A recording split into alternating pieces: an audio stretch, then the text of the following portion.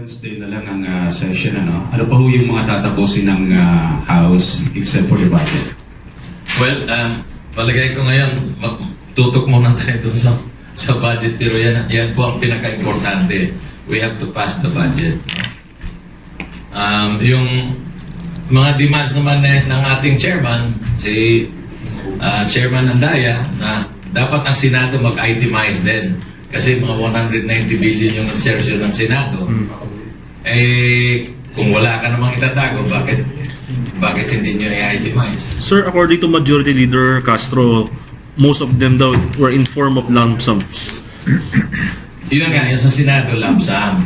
And our Chairman Andaya, also asked them to itemize because we itemized our allocation. So, dapat mag-itemize din sila. Ngayon, kung ayaw nila mag-itemize, may tinatago sila. Di ba? And they keep on parroting na, yung mga congressmen, ang daming pork barrel.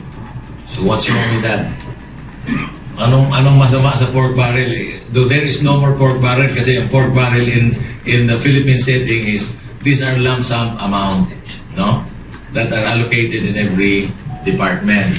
And then, in fact, you have to make representation na ma-release yung mga allocation mo after submitting a listing. Ito, itemized na po ito.